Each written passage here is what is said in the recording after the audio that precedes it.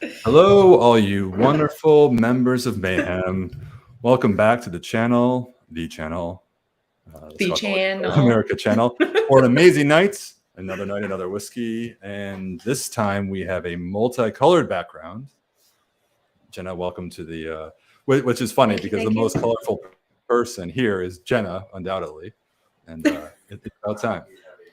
Yeah, I finally caught up and am all grown up. I was just saying I dusted off my 2018 pandemic live stream shirt that I sort of kind of put in the back of my closet. Once the world opened up, I was like, all those streams that Jen and I did from my living room for me, and you were, I forget where you were, you're set up in LA, and the world. I don't even know where I was. I don't know. I had the Mark Zuckerberg decision to sort of just wear the same shirt every stream. And then the world opened up and I forgot about it. Here we are. We're back. Another whiskey, another night. So how's everyone doing tonight? I just want to check the chat. I saw some familiar faces and some new ones as well. As did I. We have a lot of new members tuning in, and of course appreciate that. If you are new to the society, you might know Jenna from some other means because Jenna hosts. I mean, tell them about what you're doing for all new members. You're hanging out with everybody online these days. I am, and it's really awesome. So if you do join the society, or when you do join the society, you will be invited to a welcome session with me. And it's just an opportunity to come and sit, and I get to kind of walk you through what it's like to be a member, how everything from the labels to ordering, all the ins and outs of membership. And you get a nice little surprise at the end of those sessions. So if you are a new member, then you will be getting an invite to come and join me. And if you have joined a session, well, I'm glad you're here. Yeah, tonight's going to be a fun one. We'll try to keep it a little bit more brief. A short conversation. We've got one whiskey to taste through tonight. Quick roll call, though. I just want to give a shout out to Dale Barbu, first in the chat. Good evening from Michigan. Good evening, Dale. Greg says evening all. Ernie jumps in by saying, I am enjoying some 39.208 Summer Gardens and Fun Fair, excuse me. Good evening from Idaho. I've been in Idaho. Have you been to Idaho before? I haven't. Yeah. I've seen it like from Wyoming, like up high, and it's just like terrain seems amazing. Anyway, good evening, everybody. Pickly Doo is in the house. Good evening, friends, says Pickly Doo. Good to see you, Pickly Doo. Yeah. Look at this spread right here. Castillo Montoya says, hello from Albuquerque. Hope everyone is doing well. We have everybody from everywhere, and shout out to my friend Matt Bailey down under in Australia. Hello, sir. Evening as well. So anything you want to, I guess just quick chat. We're about to pour a whiskey. We're going to talk about it. Of course, this is an unveiling of a very special whiskey that no one knows about except for us. So it feels like for a few more seconds here, we have this information is power thing going on. No, it's all good. One whiskey tonight, and it's gonna be a special one. But just quick shout out to everybody who's tuning in right now. First of all, thank you for being here. Please pour a whiskey. What is it? It's Whiskey Wednesday, right? It is. I didn't even think about that. That's the hashtag. I mean, Jen and I hashtag Whiskey Wednesday. As aging Instagrammers, we know those old hashtags. Well, I don't mean aging like we're aging. I mean, I clearly look as young as ever. It is so true, Ben. I just had like a sad emo in my feels kind of moment about that recently. Really? Yeah, I feel like, I don't know, we've been doing this. It feels like we've been doing this for a long time. And, the landscape has changed so much, but I'm just glad that we're still here doing this. Like, here we are, like our millionth stream together. Oh, you mean this?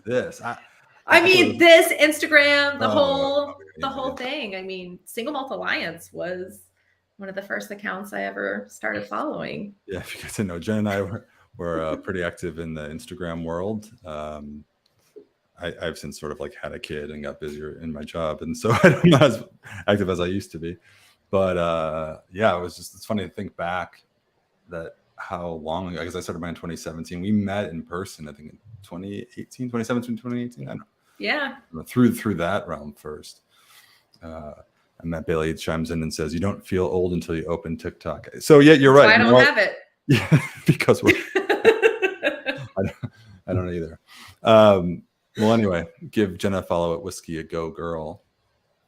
Give Ben a follow at Single Malt Alliance. Yeah, you'll see nothing but random stories of slow pours and music and all the good things. Let's get to it, shall we? We got a lot. Let's do it tonight. Normally when we do these streams, obviously you probably noticed Scott's not here. We're giving Scott the night off. We really just wanted to display our colorful backgrounds tonight, so here we are. Jenna's already got in our glass, and just a quick note about this. So tonight we are about to unveil, and I think drink very liberally because it's been a day. Yes. A brand new whiskey that's dropping tomorrow, and it's a U.S. exclusive cask, meaning this is a cask that we've chosen exclusively for members in the U.S. That differs from most of the whiskeys we release, because usually what we'll do is we'll release a whiskey and share it with different countries, members of different countries. The world. I mean, most of it. I mean, there's 20 countries, so like that's like it, right? Yeah. But tonight we have one just for good old America, our fellow Americans. I think maybe one to celebrate the fact that this is the fastest growing country in the world for the Scotch Malt Whisky Society of America. Excuse me, for the Scotch Malt Whisky Society. So thank you, everybody. This bud's for you. No, but for real, we had an opportunity to bring a few exclusive casks to U.S. members, choose them as a team ourselves. Our team being our U.S. team. And, I think within that, you learn like different.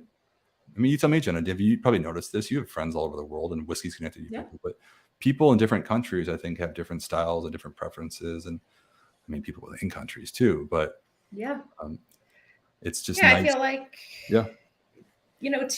I feel like for a lot of people, whiskey is seasonal in a sense. So like in winter months, we kind of gravitate towards different styles of whiskey. And like the summer months, we are warmer, spring months, we gravitate to a completely different style of whiskey. At least I find that's how I and a lot of people that I know kind of navigate the selection of whiskeys. It's kind of a roller coaster, just kind of depending on the weather and a lot of other things. But that's why I'm really excited that this is kind of a spring whiskey and made for spring sipping. So you want to tell us a little bit about that? Well, yeah, I mean, that was the best spoiler alert of the night. But I think, the truth is, so what we've done is we thought of different concepts, and I'm honestly really excited for what's to come, because we have when we do these, we have to plan like 2 years in advance, because you do the bottling and the importation, the whole thing, the naming, the cask. It all takes time. So we did this a couple of years ago, actually. But we decided, in the United States, with a country that, unlike most others, I think within the society umbrella, the U.S. has such a large geographic footprint and different climates and different cultures, and so much going on here in the U.S. So we really want to just zero in on the seasonal aspect of whiskey drinking, because I mean, I think Jenna, you and I, we drink whiskey all year long. There's no like better time. But I think we've talked about this in the past. We definitely, I think, embrace the concept of pairing different whiskeys, on our shelf with different moments. And oftentimes those moments are very much rooted in the environment around you and the weather or the season. So that said, that's a long kind of preamble, but we decided to do over this year, we'll be releasing 4 exclusive casks chosen specifically to pair with the 4 seasons. And we came up with this idea. We're like, well, that seems kind of generic, is it? But then we started thinking about, like, is that really that exciting? And I was like, yeah, it is, because at the end of the day, our emphasis as a Scotch Whisky Society is sort of the art of appreciation of whiskey, and really finding the right whiskey for the right moment is something we really get into a lot. And that's why I have so many behind us, because it's like there's so many moments. So I'm doing a lot of talking about it. My lips are so parched. But yeah. I want to taste it. So Jenna, show us a bit. So this is the first of 4 to come this year. You got to collect them all. Again, spring is in the air right now. It is spring. So we chose this one for spring. So Jenna, give us a little lowdown on the whiskey. Yes. All right. So the first whiskey, so for our spring seasonal selection is going to be, I don't know if you can see the color on this. Maybe my lights give you an idea. Well, but you did. And it shows the background color for this. So this is Cask 4.0. You're like the king nerd. Come on. Yeah, no, I know. All right.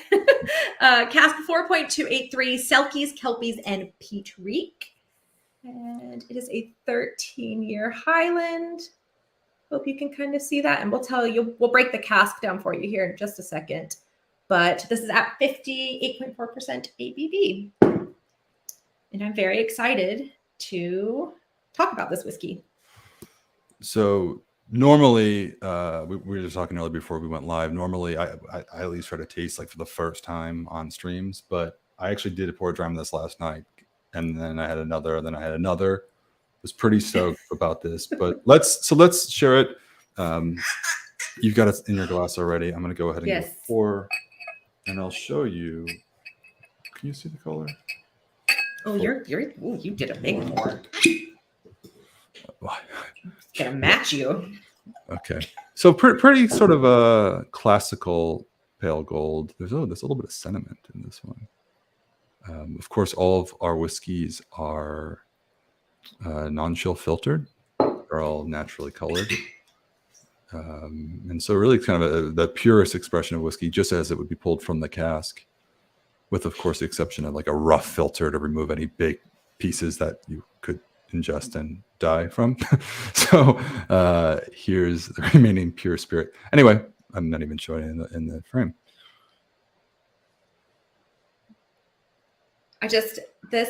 Okay, I'm not going to talk about it too much yet.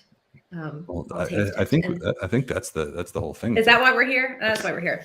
Yeah. So in nosing this, it's like there is like, okay, if I were to nose this blind, I would think that this was an oily and coastal whiskey.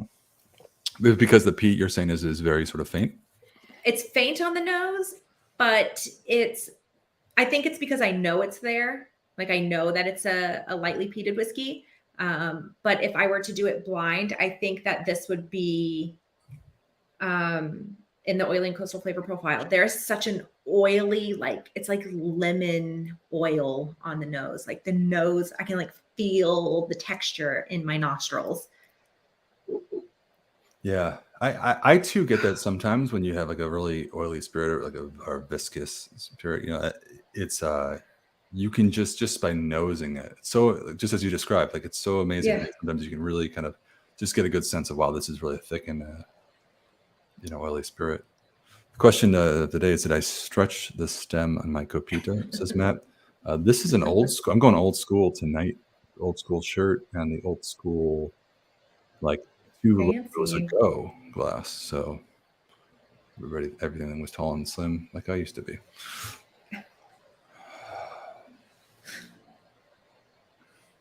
All right. What else are you getting on this? So yeah, I get like big.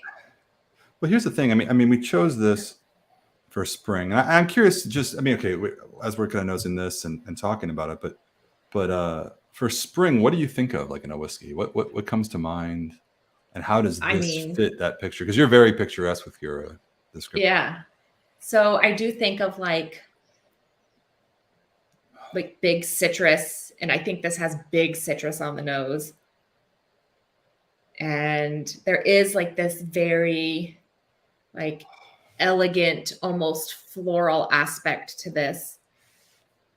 But it's not like, sometimes when you smell things that are like floral and it's like rosy, and sometimes it's just like too overwhelming on the nose. This isn't that at all. Like this is so like elegant, and I guess it would be like pulling fresh lemons off a tree in a flower infested field.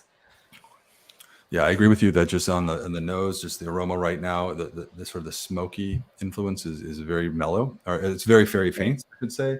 And I think it's equally balanced, if not, I don't want to say it's overpowered by this, but I think it's really equally present is just, I think, the influence of the first fill bourbon barrel. So some fresh vanillins, so like vanilla cream, a very sort of orange rind, maybe a little bit of coconut, some sort of odd tropical notes. Ooh, that's a good call on the coconut. Yeah, so, that is.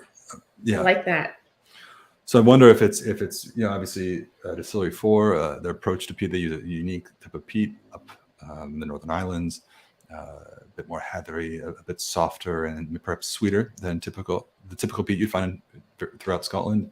But I'm wondering if it's just the lower sort of peating levels, or if it's also the fact that the cask is very, very prevalent in its flavor profile. Yeah.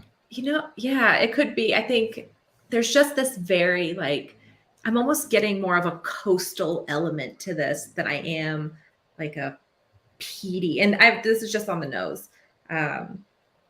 It's like the peat reek is way off in the distance, down the shoreline. And it's super just faint. But I smell ocean and ocean air. Go ahead, go give it a run. Yes. Cheers, everyone. Thanks for joining us. And comment in the chat. What's in your glass this evening? Similar whiskey, perhaps? Society whiskey, perhaps? Something else? Give us a comment. Give it a taste. 58.4%.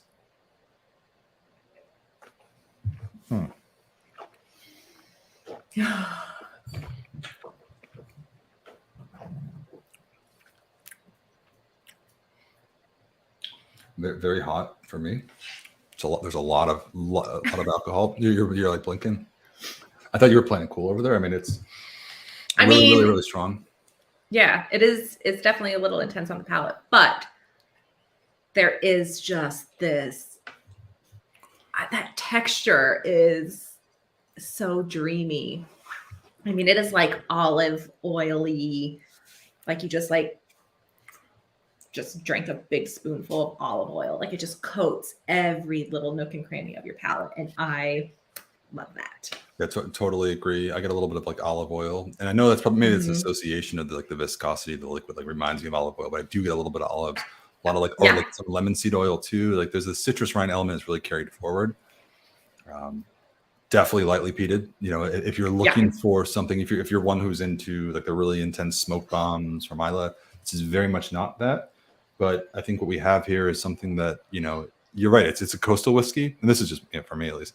It's a coastal whiskey. There's a little bit of faint smoke, but there's a warmth from that fresh bourbon barrel. Sort of the custard and cream element with. Spot on. Yeah. Very fresh, sort of orchard fruits too. But I'm going to add water. I did have this last night. I've shared that earlier. I added water last night and I thought whoa, that was such an improvement. It really came alive. So I'm gonna do that again right now. It's for me, it's good. You can just tell there's so much flavor that's masked by sort of the white peppercorn rush of the alcohol. I'm gonna add some water too.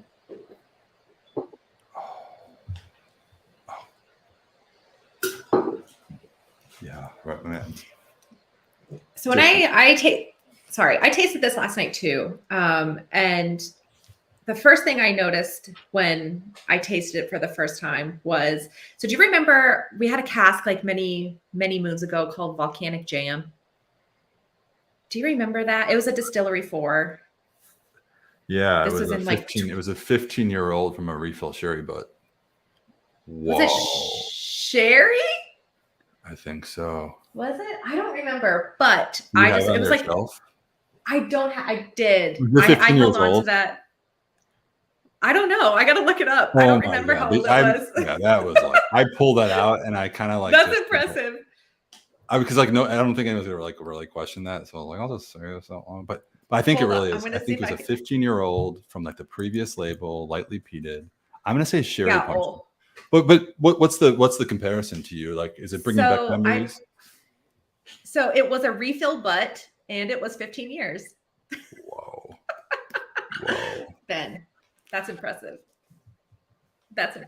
Anyway, we quite frankly, we do this for a living. It's not, we stare at these spreadsheets, every day for many years, and so I guess that's how I remember it. But I remember when my husband first met you, and you were tasting through whiskeys, and we were blind tasting stuff, and you were just knocking it off like this. And I remember him calling you a savant of whiskey, and I mean, you're just proving his point by just pulling that out of nowhere. No, that was random. I think if you named 100 whiskeys, I probably do like 10 of them, truthfully. But anyway, okay. So Yeah. let's Back forget to about Volcanic Jim. my obsessions. So I just remember tasting that whiskey, and there was something so just like classic Distillery 4 about that I just really loved. Because I am a fan, was a fan, not going to get into that, of this distillery, like outside of the society. And to like taste this, it reminds me so much. It's so like beautifully classic. And I love that I'm finding that in this whiskey.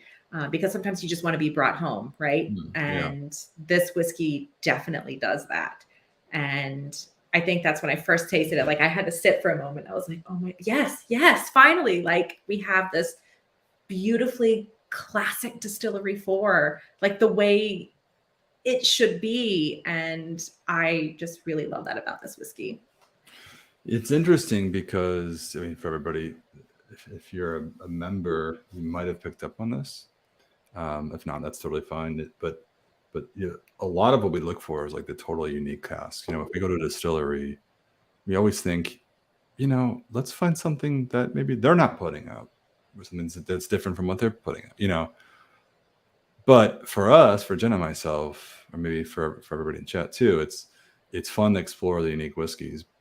But yeah, it's also great to be reminded of, like, you know, the nostalgia element that comes from a certain whiskey Yes. that brings you back to your sort of the early days of whiskey exploration. You know, at the beginning when you're like, we didn't know anything.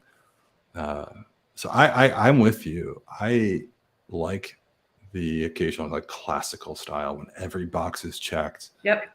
You know, and there's like a time and a place for this. What do you think about the spring aspects?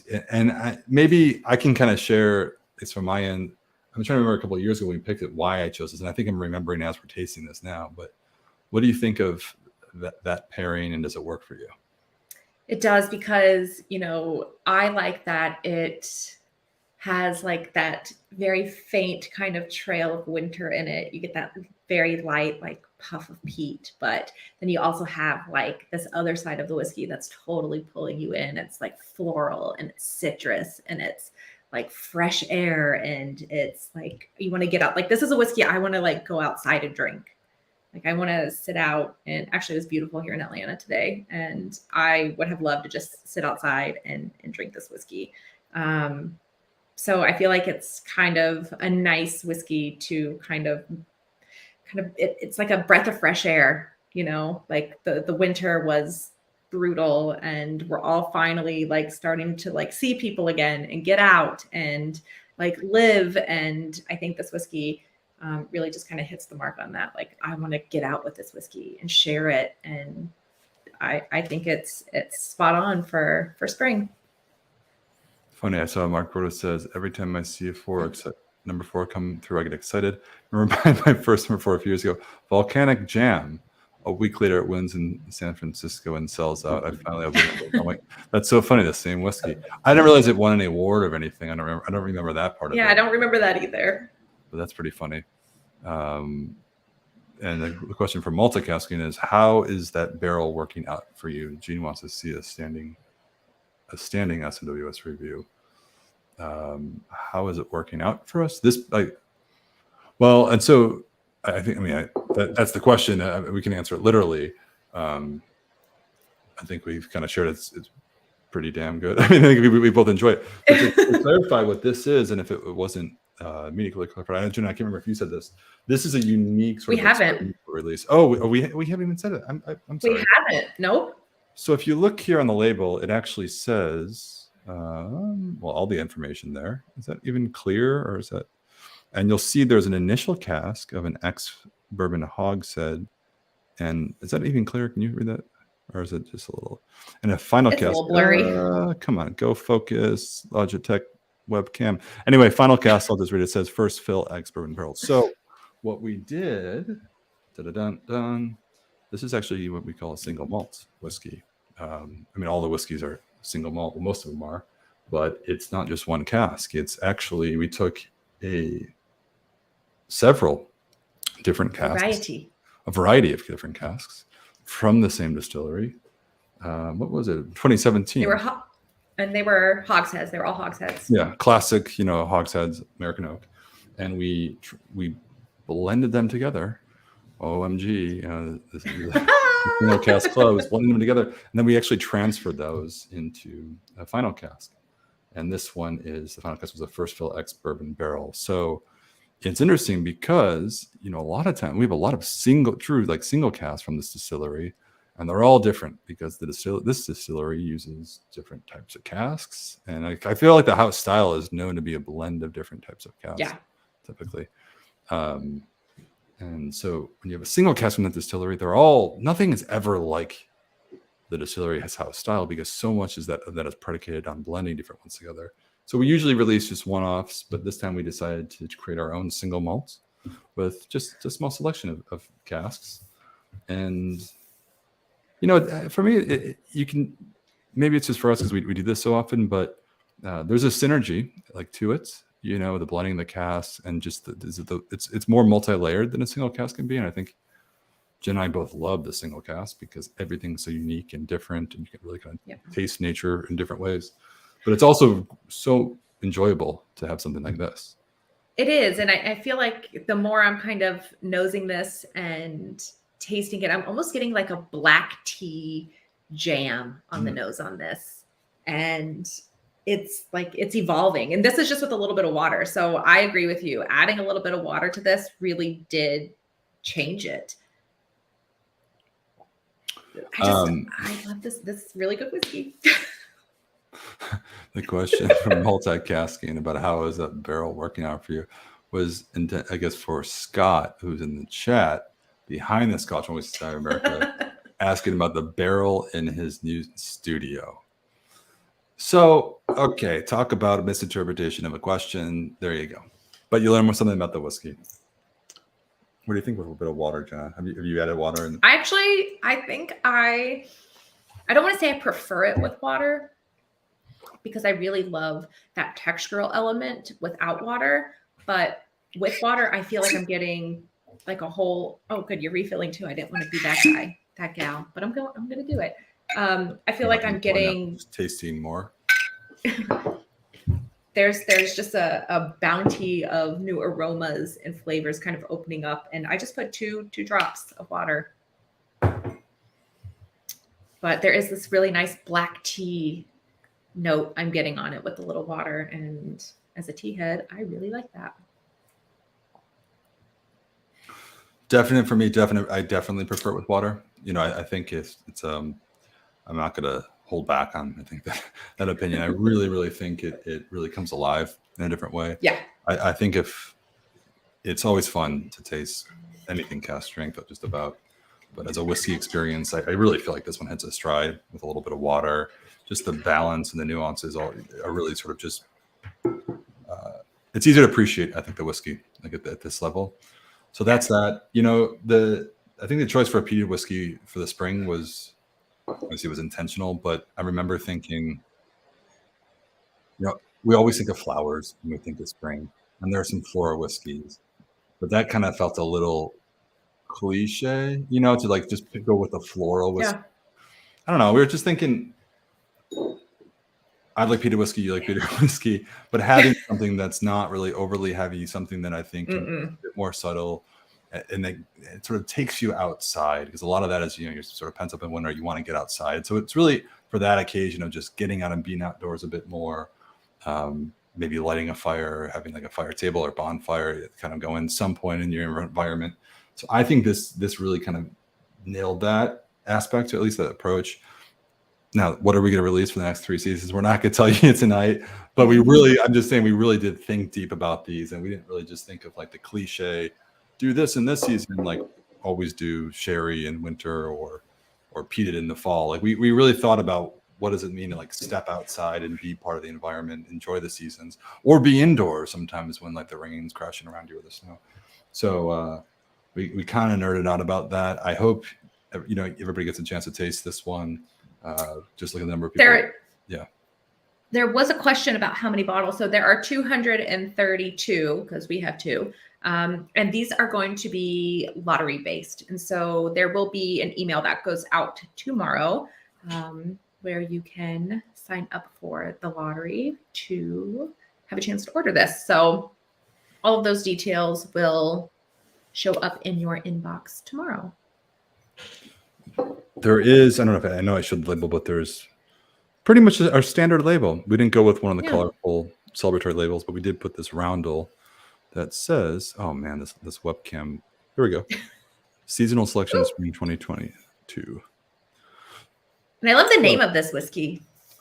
Selkies, Coffees, and Peat Rig. Yeah. Yeah. Yeah. Did you know what a Selkie was? Do you know what that is? Enlighten us. So I did a little Googling, and basically a Selkie is someone who is... Write it on my Facebook page. I did some Googling and I found it on my Facebook page. I did some research. Basically a Selkie is like a seal person. So seal in the water. And then when they come out of the water, they turn human. And a lot of times, like they're beautiful women, and people will coerce them into a relationship and steal their seal skin so they can't turn back into a seal, which is really messed up. So that's a Selkie. And you know what a Kelpie is, right? Yes. Okay. Have you seen them in Falkirk? Have you been to see them? The statues in Scotland? I have. You have? Yeah. I was going to do that, but then COVID happened. Yeah. So Josh Penn says, dig the thought process behind this legend. Thanks, Josh. Yeah, it was fun. You know, obviously most of the whiskeys are chosen by our team in the UK. And then we get to choose what's coming over. But it was always fun to really kind of pick from a big selection. And like we said, 4 of them coming this year. This one's dropping tomorrow. You'll get the email around 1 o'clock Eastern time. A chance to sort of to order yours by entering the lottery. Hopefully, you know, as many people, you know, we want every member to win a chance to order one. It's a fantastic whiskey. I think this is one that's, if you're into the peated style, easy to like. If you're also kind of trying to get into it, which I understand it's a acquired taste. It was certainly for me. This is probably a good bridge, you know, to that world. Yeah. So, and I think too, if you are a fan of like the old school almost style of this distillery, I think you will be so pleasantly surprised with this, because it is so nostalgic that it makes me so happy. Like my face is starting to hurt from smiling. Like this whiskey is just very spectacular. Very happy that we are able to do this. So good. A great old school whiskey, 13 years of age, good maturity behind it, but you know, it's obviously got sort of a level of vibrancy. The blending of the multiple casks, you know, like we said, this is a true single malt. And I think the multi-layered element of the whiskey in comparison to the sort of the more common single cask, not more common for us. It's a nice sort of change of pace. It's welcome for me. And it's just something different, you know, in our colorful shelves back here. I agree. So really, really solid. Anyway, I think that's it for tonight. I'm gonna go probably work my way through a decent amount of this liquid, and I report back tomorrow in the comments if anything has changed. Drop a comment below if you have any questions for us, and we'll reach out. But other than that, good luck tomorrow. We're going good luck. We'll open up the lottery. Cheers. Cheers.